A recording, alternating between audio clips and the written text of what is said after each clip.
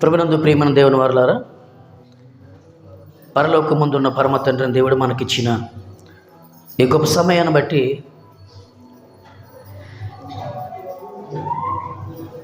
రెండు 2025వ సంవత్సరం చక్కగా పరలోకమందున్న దేవుడు మనకు ఏ అపాయము, ఏ ప్రమాదము, ఏ కీడు, ఏ మరణము కూడా సంభవించకుండా, అనారోగ్య పాలు కాకుండా, కష్టాలైన, బాధలైన, శోధనైన, ఇరుకులైన ఏది ఏమైనప్పటికీ ఆ తండ్రి దయ వల్ల మనమందరం కూడా క్షేమముగా ఉండి 2026వ సంవత్సరంలోనికి ప్రవేశించడానికి, 2026వ సంవత్సరంలోనికి అడుగు పెట్టడానికి నిజంగా దేవుడు మనకి ఎంతో కృప చూపించారని నేనైతే బలంగా నమ్ముతున్నాను. ఏమంటే అంత గొప్ప దేవాది దేవునికి నిజంగా మనం ఏమిచ్చినా ఆయన రుణమైతే మనమైతే తీర్చలేని రుణస్తులం. కనుక ఈ ఉదయకాల సమయంలో ఈ నూతన సంవత్సరము ఈ దినాన్ని పురస్కరించుకొని ఏమండి చక్కగా ఒక అద్భుతమైన విషయాన్ని మనం ఆలోచించేద్దాం. ఏంటి ఆ అంశం ఏంటండి అంటే, దేవుడు సృష్టించిన కాలము క్రైస్తవులకు నేర్పిన పాఠం. మళ్ళీ దేవుడు సృష్టించిన కాలం క్రైస్తవులకు నేర్పిన పాఠం అంటే, దేవుడు తాను సృష్టించిన ఈ కాలము మనకు పాఠాలు నేర్పిస్తుంది. రాత్రి 31st నైట్ భాగముగా గరుగుబిల్లిలో క్రీస్తు సంఘ విశ్వాసులందరికీ కూడా ఇదే అంశాన్ని చెప్పడం జరిగింది. ఈ అంశములో మూడే విషయాలు బలంగా మనకు ఉన్నాయి. జాగ్రత్తగా విందాం. ఏమండి అందరూ కలిసి చెబుదామా? అందరం కలిసి చెబుదాం. దేవుడు సృష్టించిన కాలము క్రైస్తవులకు నేర్పిన పాఠము. ఏమండి ఆ సృష్టి లేదా ఆ కాలము మనకు పాఠం నేర్పిస్తుంది. ఏమండి ఈరోజు ఒక రోజు గడుస్తుంది, వారం గడుస్తుంది, నెలలు గడుస్తున్నాయి, సంవత్సరాలు గడుస్తున్నాయంటే ఏమండి దానికి బలమైన మూల కారణం ఏంటండి అంటే, ప్రభునందు ప్రేమ దేవుని సంగమా, ఏమండి దేవుడే. ఎలా చెప్పగలరు దేవుడు అంటే, ఏమండి ఆది కాండము 2వ అధ్యాయము మాకు చూస్తుంది. ఆది కాండము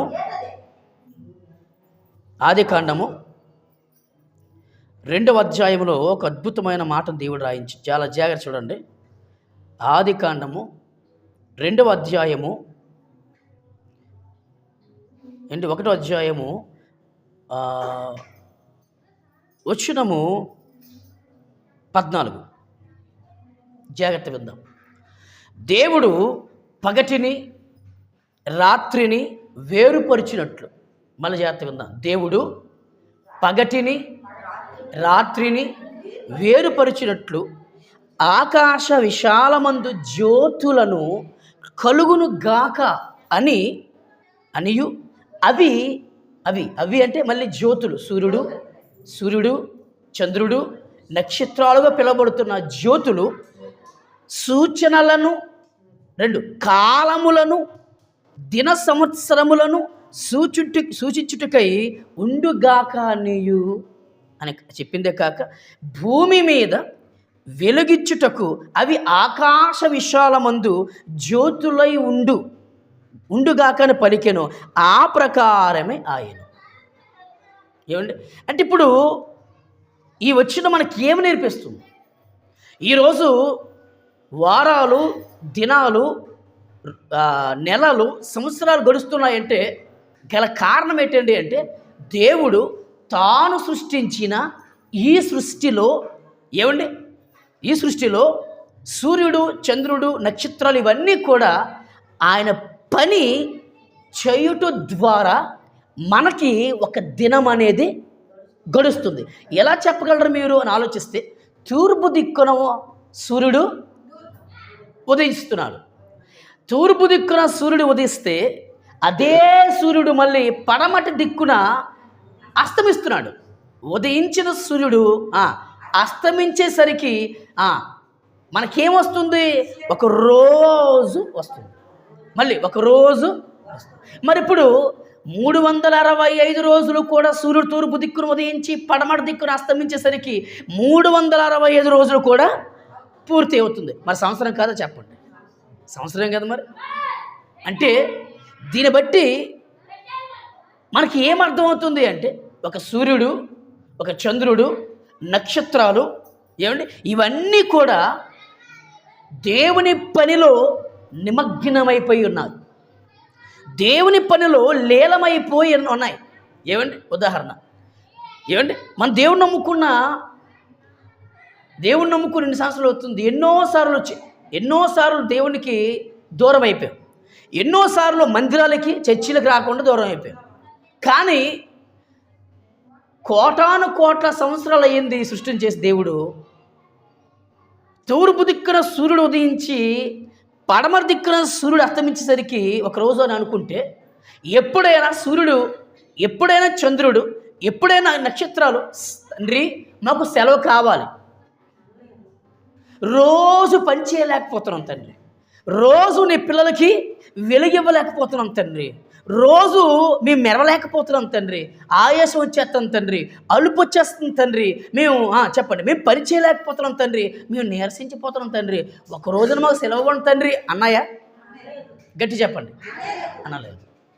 అదే మనమైతే చెప్పండి, ఒక అరగంట పని చేసేసరికి అలిసిపోయి కూర్చుని పోయి నీళ్ళు తాగేసి మేమే పెద్ద పని వాళ్ళం అన్నట్టుగా అనుకుంటాం మనం. మరి దీనివల్ల ఏమర్థమవుతుంది అంటే, దేవుడు తాను సృష్టించిన ఈ సృష్టిలో సూర్యుడు, చంద్రుడు, నక్షత్రం ఇవన్నీ కూడా చక్కగా పనిచేస్తున్నాయి, పనిలో ఉన్నాయి. మరి ఇప్పుడు మనకేం నేర్పిస్తుంది ప్రకృతి సృష్టి అంటే, ఈ కాలం ఏమి నేర్పిస్తుంది అంటే, మీరు కూడా దేవుని పనిలోనే ఉండాలి. ఏ పని అండి? దేవుని పనిలోనే ఉండాలి. 365 రోజులు కూడా సూర్యుడు దేవుడి పనిలోనే ఉన్నాడు. 365 రోజులు అంటే సంవత్సరం అంతా కూడా చంద్రుడు దేవుడి పనిలోనే ఉన్నాడు. 365 రోజులు కూడా గాలి దేవుడి పనిలోనే ఉంది. 365 రోజులు కూడా ఈ ప్రకృతి దేవుని పనిలోనే ఉంది. ఉండడం వల్ల ఆ కాలం మనకి ఏమి నేర్పిస్తుందంటే, దేవుడు సృష్టించిన సృష్టిగా ఉన్న మేము ఆయన పనిలో ఉన్నాము. అదే దేవుడి చేత సృష్టింపబడిన మీరు దేవుడి పనిలోనే ఉండాలి అని దేవుడు సృష్టించిన ఈ కాలము, దేవుడు సృష్టించిన ఈ సృష్టి మనందరికీ క్రైస్తవులకు పాఠాన్ని నేర్పిస్తున్నాయి. ఒక మాట చెప్తాను, చాలా జాగ్రత్తగా ఆలకించండి. 146 కీర్తనలో బాగా వినండి. 146 కీర్తనలో ఒక మాట దేవుడు రాయించి చూడండి. 146 కీర్తన 146 కీర్తన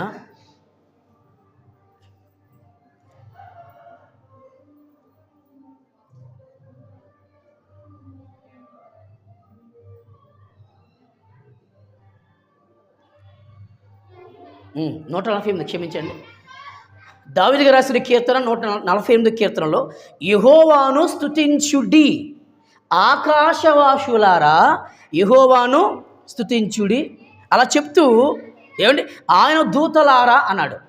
అలా చెబుతూ సూర్య చంద్రులారా, కాంతి గల నక్షత్రములారా, మీరందరూ ఆయనను స్తుతించుడి. ఇప్పుడు చెప్పండి, ఇప్పుడు నమ్ముతున్నారా? అంటే సూర్యుడు పని చేస్తూ దేవుని స్తుతిస్తున్నాడు. అంటే దేవుడు స్తుతింపబడాలి అంటే, దేవుడు మహిమపరచబడాలి అంటే, దేవుడు ఘనపరచబడాలి అంటే, దేవుడు సంతోషపరచబడాలి అంటే ఒక సృష్టి మనకేం నేర్పిస్తుందంటే, మేము స్తుతిస్తున్నాం. మీరు స్తుతిస్తున్నారా? మీరు స్తుతిస్తున్నాం. నేను వెలుగుతున్నాను, లోకానికి వెలిగిస్తున్నాను, దేవుడి పని చేస్తున్నాను. సూర్యుడు అంటుంది. చంద్రుడు కూడా నేను వెలుగుతున్నాను, ప్రపంచానికి నేను వెన్నెలా ఇస్తున్నాను, దేవుని స్తుతిస్తున్నాను. గాలి అంటుంది, దేవుడిని ఎక్కడికి పంపిస్తే అక్కడికి నేను వస్తున్నాను, అందరికి చల్లటి గాలి వేస్తున్నాను, దేవుని స్తుతిస్తున్నాను అంటుంది. అవునుగా చెప్పండి. ఈ పంచభూతాలు కూడా, భూమి కూడా దేవుని స్తుతిస్తుంది. ఎలా? నువ్వు విత్తనం వేసావు, ఆ విత్తనం పండుతుంది, ఫలిస్తుంది, అభివృద్ధి అవుతుంది, దేవుని స్తుతిస్తుంది. ఏమండి ఆలోచించండి. ఒక ఆత్మ లేని, ఒక మోగబోయే సృష్టి తండ్రిని దేవుని స్తుతిస్తున్న సందర్భాలు ఎన్నో ఉంటే, ఈరోజు దేవుడు మనకి మంచి అవయవాలు ఇచ్చాడు, ఆరోగ్యం ఇచ్చాడు, ఆయుష్నిచ్చాడు, స్వస్థతనిచ్చాడు, జ్ఞానం ఇచ్చాడు, మనకి ఏం కావాలన్నీ చేస్తే ఈరోజు మనం దేవుని స్తుతించే పనిని దూరం అయిపోయాం. అందుకే తాను సృష్టించిన సృష్టి, ఆ కాలము మనకి ఏం నేర్పిస్తుందంటే, మేము దేవుడి పని చేస్తున్నాం, స్తుతిస్తున్నాం, దేవుడి పనిలోనే ఉన్నాం, దేవుని ఘనపరుస్తున్నాం. మరి మీరేం చేస్తున్నారు అంటుంది ప్రశ్న. మీరేం చేస్తున్నారు అంటుంది ఈ సృష్టి. మీరు ఏం చేస్తున్నారంటుంది ఈ కాలం. మీకు అర్థమైందా? అర్థమైంది ఇప్పుడు? కాలం, శీతాకాలంలో చలి దేవుని స్తుతిస్తుంది, వర్షాకాలంలో వర్షం పడుతూ వర్షం దేవుణ్ణి స్తుతిస్తుంది, వేసవి కాలంలో ఎండ మండుతూ దేవుని స్తుతిస్తుంది. కానీ మన కాలంలో, మన ఆయుష్ కాలంలో, దేవుడు మనకిచ్చిన ఉచితమైన దీర్ఘాయుష కాలంలో మాత్రం మన దేవుని స్తుతించే పనిలో చెప్పండి ఉండటం లేదు. తేరగా తింటున్నాం, తేరగా తింటున్నాం, అన్నీ ఆస్వాదిస్తున్నాం, దేవుడు చేసిన ప్రతిదీ కూడా మనం ఉచితంగా ఫ్రీగా అనుభవిస్తున్నాం. కానీ చెప్పండి, దేవుణ్ణి మాత్రం స్తుతించడానికి ఇష్టపడటం లేదు.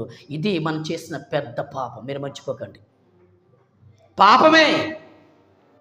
మీరు అనుకోకపోయినా ఏమనుకున్నా పర్లేదు, కానీ మళ్ళీ చెప్తున్నాను మీకు, దేవుణ్ణి కానీ స్తుతించకపోతే పాపం, దేవుణ్ణి ఘనపరచకపోతే పాపం, దేవుణ్ణి ఆరాధించకపోతే పాపం, దేవుణ్ణి మహిమపరచకపోతే పాపం. ఆ పాపముల్లో ఉంటూ సంవత్సరాలు దాటి వెళ్తున్నామే, పాపము చేస్తూ దేవుడి దగ్గరికి వస్తున్నాం, పాపములో ఉంటూ వాక్యం వింటున్నాం. మరి ఎప్పుడు దేవుని స్తుతిస్తాం చెప్పండి? అందుకే ఆ కాలము, ఆ సృష్టి మనకేం నేర్పిస్తుందంటే, మేము పని చేస్తున్నాం, చెప్పండి మీరు కూడా పని చేయండి. మళ్ళీ చెప్తున్నాను చాలా సీరియస్గా. 2025 సంవత్సరం అయిపోయింది. ఈ 2025 సంవత్సరం అర్ధరాత్రి 12 గంటలకు అంటుంది మనందరితో బాయ్ అంటుంది, గుడ్ బాయ్ అంటుంది. 12 గంటలు ఒక సెకండ్ దాటిన వెంటనే 2026 సంవత్సరం ఉంటుంది, హాయ్ అంటుంది. 2025 సంవత్సరం గుడ్ బాయ్ చెప్పి వెళ్ళిపోయింది, 2026 సంవత్సరం హాయ్ అని చెప్తుంది. ఈ 2026 సంవత్సరంలో కూడా దేవుని స్తుతించకపోతే మరణమే శరణ్యం మనకి. ఈ 2026 సంవత్సరం దేవుని ఘనపరచకపోతే ఇంకా మరణమే మనకి శరణమండి, ఇంక వేస్ట్. మనం ఎంత సంపాదించినా, మన వెనక ఎంత బ్యాక్గ్రౌండ్ ఉన్నా, మనం ఎంత అందగాలమైనా, ఎంత జ్ఞానవంతులమైనా, ఎంత మోతుబారులమైనా, ఆస్తిపరులమైన, భూస్వాములమైన, బీదవారమైన, దేవుణ్ణి స్తుతించకపోతే, దేవుడి పనిని మనం చేయకపోతే పాతాళానికి వెళ్ళిపోతామండి. చాలా సీరియస్ చెప్తున్నాను మీకు. ఎఫెసీయులకు రాసిన పత్రికలో 2వ అధ్యాయము వచనం 10లో ఏముందంటే, ప్రభువుని ప్రేమ దేవుని వారలారా జాగ్రత్తగా ఉండండి, మీకు చెప్తాను. ఎఫెసీయులకు రాసిన పత్రిక 2వ అధ్యాయము వచనము 10 చెబుతాను, చాలా జాగ్రత్తగా తిలకించండి. ఎఫెసీయులకు రాసిన పత్రిక 2:10 చూడండి. మరియు వాటి యందు మనము నడుచుకొనవలెనని పరిశుద్ధ గ్రంథములో రాయబడిన వాక్యపు మాటల యందు మనము నడుచుకోవాలని. బాగా వినండి. దేవుడు ముందుగా, మనం పుట్టక ముందుగా, మనం ప్రభు దగ్గరికి రాక ముందుగా, మనం క్రైస్తవులు కాక ముందుగా సిద్ధపరిచిన సత్క్రియలు చేయుటకై. ఏ క్రియలు చేయాలి మనం? సత్క్రియలు అంటే మంచి పనులు. సత్క్రియలు చేయుటకై మనం అంటే ఎవరు? మళ్ళీ క్రైస్తవులు ఉన్న మనము క్రీస్తు యేసునందు సృష్టింపబడిన వారమై ఆయన చేసిన పని అయి ఉన్నాం. ఆయన చేసిన పని అయి ఉన్నాం. ఇప్పుడు చెప్పండి, తప్పు చెప్పాడు దేవుడు? నేను తప్పు చెప్పానా? మరి ఇప్పుడు చెప్పండి. అంటే ఎప్పుడైతే ప్రాచీన జీవితం వదిలేసాం, పాపపు జీవితాన్ని వదిలేసాం, ప్రభువే మాకు శరణ్యం అనుకున్నాం, ప్రభువే మాకు దిక్కు అనుకున్నాం, ప్రభువే మాకు శరణం అనుకున్నాము, ప్రభువే మాకు రక్షణ దుర్గం అనుకున్నాము, ప్రభు దగ్గరికి వచ్చాము, ప్రభువులో మనం నూతనంగా మనం సృష్టింపబడ్డాము. ఇప్పుడు ఆయన చేసిన పని అయి ఉన్నాము. అంటే యేసుక్రీస్తు వారు నిన్ను ఒక పనిగా చేశాడు, నన్ను ఒక పనిగా చేశాడు. మరి ఆ పనిని మర్చిపోయి మన పనుల్లోనే మునిగిపోతే చెప్పండి, మరి సృష్టి పాఠం నేర్పిస్తుంది, కాలం పాఠం నేర్పిస్తుంది.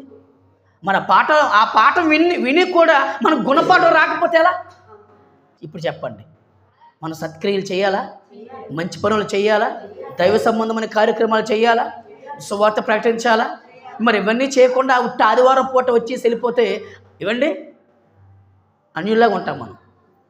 మీరు ఆలోచించండి పని ఏమండి. ఇప్పుడు చెప్పండి, దేవుడు సృష్టించిన కాలం క్రైస్తవులకు నేర్పిన పాఠం, మొదటి పాఠం ఏంటండి అంటే సృష్టి పని చేస్తుంది, మీరు కూడా పని చెయ్యండి అని నేర్పించింది. మొదటిది మీకు అర్థమైంది. ఇప్పుడు రెండవది యోబు గ్రంథము, ఏమండి యోబు గ్రంథము 7వ అధ్యాయము, యోబు గ్రంథము 7వ అధ్యాయము వచనం 1. భూమి మీద, ఎక్కడ? భూమి మీద నరుల కాలము యుద్ధ కాలము కాదా అన్నాడు. సృష్టి లేదా కాలం మనకి ఏం నేర్పింది? ముందు పాఠం కాలం ఏం నేర్పింది? కాలం పని చేసింది. నోరు లేపండారా? పని చేసింది. సూర్యుడు చేశాడు పని. ఈ పంచభూతాలు చేయలేదా? నింగి, నేల, నీరు, నిప్పు, గాలి ఇవన్నీ పని చేస్తున్నాయి. నీలాగా నాలాగా వారంకి ఒకసారి వచ్చి పని చేస్తే చచ్చిపోతాం మనం. ఏంటి? గాలి ఆదివారమే వేస్తాను, మిగతా రోజులు వీరంటే చేయటం మన పరిస్థితి. మనం ఏంటో ముట్టించే పొయ్యి ఆ నిప్పు లేదు ఆదివారం ఒక్కరోజు వెలుగుతాను, మిగతా 6 రోజుల సెలవు ఇవ్వండిరా బాబు అంటే ఏంటి మన పరిస్థితి? నోరు లేపండి. నీళ్ళు కూడా నేను ఆదివారం, ఎందుకంటే మీరు ఆదివారం ప్రార్థనకి వెళ్తున్నారు కదా, ఆదివారం మేము కూడా పని చేస్తాం, మిగతా 6 రోజులు మాకు రెస్ట్ ఇవ్వండి. మరి మీరు దేవుడి పని చేస్తే కదా మీ పని మేము చేస్తాం, అంతే కదా మరి. మరి ఇంకేంటి? వాటికి ఒక న్యాయం మనకు న్యాయం ఏంటి మరి? అంతే కదండి. అవి ఏమండి, నిజం చెప్తున్నాను, మనకంటే ఆత్మ లేకపోయినా ఆత్మ దేవుడు కలిగించిన సృష్టి కనుక ఆ ఆత్మ దేవుడికి సరెండర్ అయిపోయేవి. మనం ఇంకా దేవుడికి సరెండర్ అవ్వలేదు. విచ్చలవిడిగా తిరుగుతున్నాం, నచ్చినట్టు తిరుగుతున్నాం, నచ్చితే వస్తున్నాం లేకపోతే రావటం లేదు. ఏమంటే నచ్చితే ప్రార్థిస్తున్నాం లేకపోతే రావటం లేదు. ఏమంటే అయ్యా మా ఇంట్లో గృహ కూడికలు, సువార్త చేయాలి, స్త్రీల కూడికలు జరగాలి, ఉపవాస కూడికలు జరగాలి, మమ్మల్ని బలపరచాలి. ఎప్పుడు ఏ రోజు ఎలా మా ప్రాణం పోతుందో, నరకానికి వెళ్ళిపోతుందో తెలియదు. అయ్యా దేవుడి తరఫు మీరే మాకు దైవం, దేవుడి తరఫు మీరే మాకు దిక్కు, సేవకులు మీరు, మమ్మల్ని బలపరిచేవారు, మాకు నాయకులు మీరు, మీకు లోబడవలసిన అవసరం మాకు ఉంది అనేవారు ఉన్నారంటే లేరు. ఏమండి ఎవరో ఉన్నారండి. సేవకులు చూడగానే పరిగెత్తి వచ్చేసి ఏమంటే నిజంగా వందనాలు చెప్పేసి ఎంత గౌరవిస్తారో, ఎంత నిజంగా ఆదరిస్తారో కొన్ని సంఘాలు. ఆ విలువ తెలిసిన వారు ఏమిటి ఆలోచించండి. ఒక కాలం, ఒక ప్రకృతి, ఒక సృష్టి, ఈ పంచభూతాలు నీకు నాకు ఒక పాఠాన్ని నేర్పిస్తున్నాయంటే ఈ నూతన సంవత్సరం రోజు మన మనోనేత్రలు తెరవబడకపోతే ఏమండి ఈ 2026 సంవత్సరంలో ఎప్పుడు చెప్పండి, ఎప్పుడు పోతుంది తెలియదు. జాగ్రత్త. రెండవ పాఠం ఏంటంటే భూమి మీద నరుల కాలము యుద్ధ కాలము కాదా అన్నాడు. ఇప్పుడు రెండవ పాఠం ఏంటంటే అంటే కాలం మనకి ఏం నేర్పిస్తుంది అంటే, ఆ కాలం ఏం నేర్పిస్తుంది ఇక్కడ? ఏ కాలం ఇది? మళ్ళీ చెబుతాను. భూమి మీద నరుల కాలము. ఏ కాలం అది? ఆ కాలం ఏ కాలం అంటే దేవుడు ఇచ్చిన దీర్ఘాయుషు కాలం. 70 సంవత్సరాలు, 80 సంవత్సరాల ఈ దీర్ఘాయుషు కాలము ఏ కాలమయ్యా అంటే యుద్ధ కాలము కాదా అన్నాడు. యుద్ధ కాలమా? యుద్ధం చెయ్యాలా? అవును. అబ్బా, ఎంత మంచి మాట చెప్పారు పాస్టర్ గారు. అయితే యుద్ధం చేస్తానండి, మా కుటుంబ సభ్యులతో యుద్ధం చేస్తానండి, మా ఇరుగు పొరుగు వారితో యుద్ధం చేస్తానండి, మా భర్తతో యుద్ధం చేస్తానండి, మా పిల్లలతో యుద్ధం చేస్తానండి, మా తల్లిదండ్రులతో యుద్ధం చేస్తానండి, మీతో కూడా యుద్ధం చేస్తామండి. ఈ యుద్ధం కాదు. యుద్ధము అనగానే ఏమండి, వినండి బాగా, యుద్ధము అనగానే మనకి యుద్ధం ఉంది అంటే నరుల కాలము, అది 70-80 సంవత్సరాల ఈ దీర్ఘాయుష కాలము. ఆ కాలములో యుద్ధ కాలము అన్నాడు దేవుడు. అంటే 365 రోజులు కూడా మనకి ఏ కాలం? గట్టిగా యుద్ధము అంటే అర్థమేంటి? యుద్ధము అంటే గొడవ, యుద్ధము అంటే తగువు. ఏమండి, అయితే మనకి ఎవరితోనో తగువు ఉంది, ఎవరితోనో గొడవ ఉంది. ఎవరయ్యా వారు అంటే ఏమండి, మొదటి మాట చెప్తాను, చాలా జాగ్రత్తగా రండి.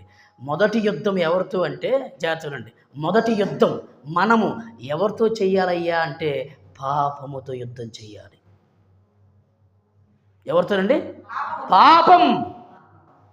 నిజమే.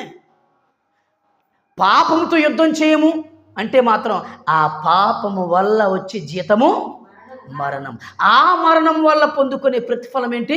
ఆరని అగ్నిగుండం. ఇప్పుడు చెప్పండి, ఆరని అగ్నిగుండానికి వెళ్ళే బదులు చెప్పండి, పాపముతో మన యుద్ధం చెయ్యాలి. ఉదాహరణ, నేను వ్యభిచారిని అయితే నేనేం చేయాలి? ఆ వ్యభిచారం అనే పాపముతో నేను యుద్ధం చేయాలి. ఏమండి, మామూలు మాట కాదు ఇది. త్రాగుబోతుడు, జోదగాలు, దొంగతనం చేసిన వాళ్ళు, వీరందరూ ఎవరు అనుకున్నారు? యుద్ధమే. ఆ యుద్ధం చెయ్యాలి. కాదని చెప్పండి, యుద్ధం కాదా? మరి మామూలు మాట అనుకున్నారా? పాపంతో యుద్ధం అంటే మామూలు మాట అనుకున్నారా?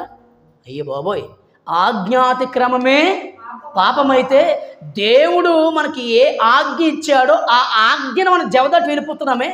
జవదాటి వెళ్ళిపోయి పాపం చేస్తున్నాము. సులువుగా చిక్కులు పెట్టు పాపము అని బైబిల్లో ఉంది. మాటమా ఏంటి? సులువుగా చిక్కులు పెట్టే పాపం. ఆ సులువుగా చిక్కులు పెట్టే పాపానికి మనం బలైపోతున్నాం, యుద్ధం చేయలేకపోతున్నాం. నీకు అర్థమైందా? నిన్ను వల్ల నీ పొరుగుని ప్రేమించు. అదే ఏంటి? సులువైన సూత్రం కాదా? ఆ చేయటం లేని క్రైస్తవుడు సులువుగా పాపం చేస్తాడు. ఎంత క్లారిటీ అండి! నిన్ను వల్ల నీ పొరుగువాని ప్రేమించు అంటే ఏంటంటే పెద్ద కష్టమా? నిన్ను నువ్వు తగ్గించుకుంటే కష్టమా?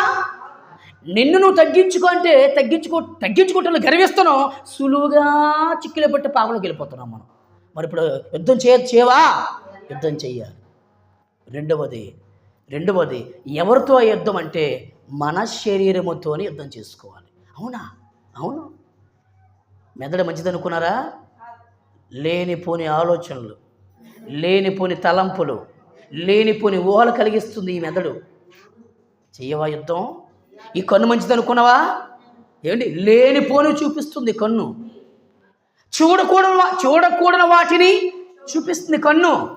చెయ్యవా యుద్ధం? నాలుక లేని మాటలు, లేని వార్తలు, అబద్ధపు మాటలు, మాయ మాటలు, అబద్ధపు సాక్ష్యాన్ని చెప్పండి పలికిస్తుందే. చెయ్యవా యుద్ధం? చెవులు ఏది వినకూడదో అదే వినే విధంగా చేస్తుంది. చెయ్యవా యుద్ధం? చేతులు, కాలు ఏ పని అయితే చేయకూడదు ఆ పనులే చేయిస్తున్నాయి ఇవి. చెయ్యవా యుద్ధం? ఆలోచించండి. సరిపోయింది. ఇప్పుడు నరుల కాలం, భూమి మీద నరుల కాలము యుద్ధ కాలము కాదంటే అవును, యుద్ధ కాలమే నాయన, యుద్ధ కాలమే తల్లి. ఎప్పుడు 365 రోజులు కూడా నీకు యుద్ధమే. ఒక్కరోజు కాదు, 2 రోజులు కాదు, 365 రోజులు కూడా నీకు యుద్ధ కాలమే. నీ ఆయుష్ కాలం అంతా కూడా యుద్ధ కాలమే. ఇది 2వ పాఠం. మీకు అర్థమైందా? 3వ పాఠం ఏంటి? యోబు గ్రంథము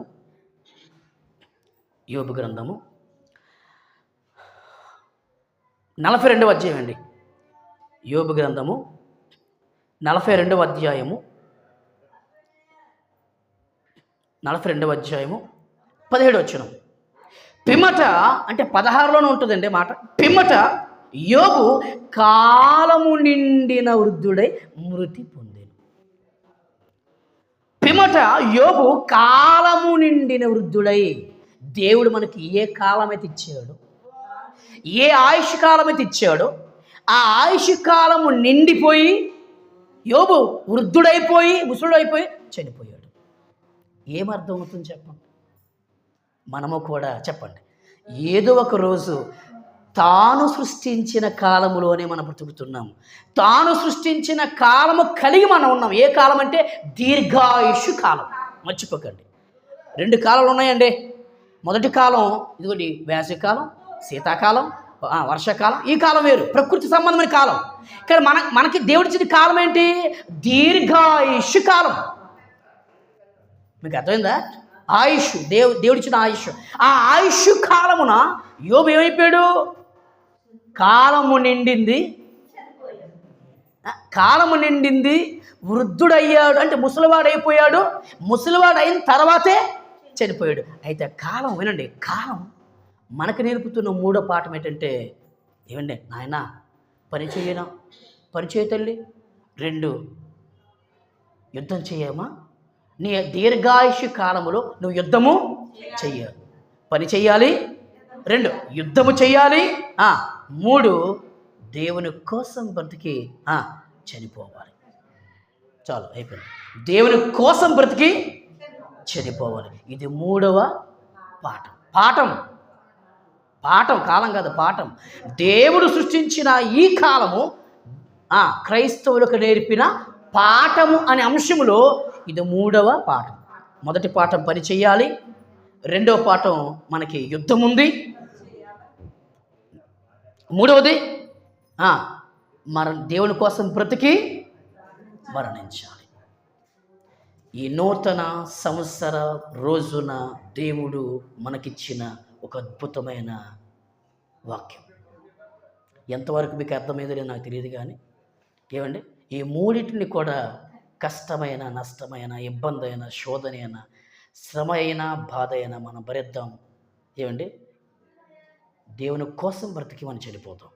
స్టెఫెను ఉన్నారు బైబిల్లో, యేసుప్రభు ఉన్నారు బైబిల్లో, పౌలు ఉన్నారు బైబిల్లో, అపోస్తలులు ఉన్నారు బైబిల్లో. వీళ్ళందరూ ఏం చేశారు తెలుసా? బాగా నేను ముగిస్తాను. వీళ్ళందరూ ఏం చేశారంటే పని చేశారు. ఆదిమ సంఘంకి ఏమొచ్చింది ఒకసారి? ఆదిమ సంఘానికి ఏమొచ్చింది ఒకసారి? గొప్ప హింస. ఆ హింసలో కూడా ఆదిమ సంఘం ఏం చేశారండి? పని చేశారు. పని. నీకు హింస వస్తే, రోగం వస్తే, శోధన వస్తే, ఇరుకులు వస్తే, నిందలు వస్తే, అవమానం జరిగితే, బాధ వస్తే మనం చెయ్యం పని. నేను చేస్తానండి ఎక్కడంటే కుదరదు, చెయ్యవు. కానీ మన అక్కలు, మన అన్నలందరూ కూడా ఆదిమ సంఘం, క్రీస్తు సంఘం, దేవుని సంఘం, క్రీస్తు ద్వారా స్థాపించబడిన ఆయన సంఘం ఏం చేసిందండి? ఆ గొప్ప హింసలో కూడా ఏమండి సువార్త పని కొరకు, సువార్త వ్యాపకం అయిపోయిందండి. సువార్త పని చేశారు. ఒకటి. రెండవది వినండి, రెండవది యుద్ధం కూడా చేశారండి. వారి శరీర అవయవాలతో యుద్ధం చేశారు. నేనెందుకు పని చేయాలి? తినడానికి తిండి లేదు, అవయవాలు బలహీన పడుతున్నాయి, ఖర్చు పడిన డబ్బులు లేవు. చెప్పండి, నేనెందుకు యుద్ధం చేయాలి అనుకోలేదండి. నా కోసం క్రీస్తు చనిపోయినప్పుడు లేదు, కానీ ఆ క్రీస్తు కోసం చనిపో తప్ప అనుకున్నారండి. ఎవరు? ఆదిమ సంఘం. అదేండి త్యాగపూర్తిమైన సంఘం, త్యాగపరమైన సంఘం. మూడవది ఏంటండి అంటే ఆదిమ సంఘం చాలామంది క్రీస్తు కొరకు తన ఆయుష్ కాలాన్ని ముగించుకున్నారు, అంటే చనిపోయారు. ఏంటంటే మనం ఎలా ఉన్నాం? మీరు ఆలోచించండి అయితే ఎలా ఉన్నాం మనం? 2025 సంవత్సరం అంతా కూడా ఏంటి అబద్ధం ఆడుకొని చెప్పండి, మహా అయితే 12 వారాలు మాత్రమే మీరు వాక్యం విన్నారు. నెలకి 360 సంవత్సరానికి 365 రోజులైతే, సంవత్సరానికి 48 ఆదివారాలు అయితే చెప్పండి ఎన్ని రోజులు విన్నారు వాక్యం? 12 రోజుల 48 వారాలు ఎక్కడా? ఎంత పాపం చేసాను చెప్పండి. మీరు చెప్పండి. నేను మీకు వాక్యం చెప్పకపోతే, సత్యం చెప్పకపోతే నేను శాపగ్రస్తుని అవుతాను. నేను చెప్పినా కూడా మీరు మారకపోతే మీరు తప్పు. కనుక మనందరం కూడా నాతో సైతం అండి, నాతో సైతం కష్టమైన బాధ అయినా, మళ్ళీ చెప్తున్న సీరియస్గా, ఏ రోజు ఏ దినము ఎప్పుడు ఎక్కడ ఎలా ఏ విధంగా జరుగుతుందో, రేపు ఏమి సంభవిస్తుందో తెలియని దుస్థితిలో పరిస్థితుల్లో మనం ఉన్నాం. కనుక ఇకనైనా ఏమండి, ఈ 2025 సంవత్సరం అంతా కూడా ఏది జరిగిపోయింది, అయిపోయింది. ఈ 2026 సంవత్సరంలోకి అడుగుపెట్టాం. ఈరోజు ఎక్కడైనా మంచి తీర్మానం తీసుకుందాం, మంచి దేవుడితో ఒక మాట ఇద్దాం, ఒక ఒప్పందం చేసుకుందాం. ఆ ఒప్పందం చేసుకోవడానికి గట్టిగా ప్రయత్నం చేద్దాం. ఇళ్ళలో ఉండిపోయి ఇదే మాకు జీవితం, ఇదే మాకు భక్తి అనుకోకండి దయతో ప్లీజ్. ఏండి, ఇప్పుడు చక్కగా గృహ కూడికలు జరగాలి, గృహ దర్శనాలు జరగాలి, స్వాత కూడికలు జరగాలి, ఆరాధనలు జరగాలి. ఏమండి, అలా జరగకపోతే ఇప్పుడు చెప్పిన వాక్యానికి మనం ఎవరం కూడా న్యాయం చేసే క్రైస్తవులు అయితే కాదు. జరిగిందా? ఈ వాక్యానికి మనమందరం కూడా న్యాయం చేసే క్రైస్తవులుగా ఉంటాం. సెలవు. అందరికీ వందనాలు. ప్రార్థన చేసుకుందాం. ప్రేమగల తండ్రి, మంచి దేవ, మీ పరిశుద్ధ ఘనమైన నామానికి వందనాలు. అలుపులము తండ్రి, ఎందుకు పని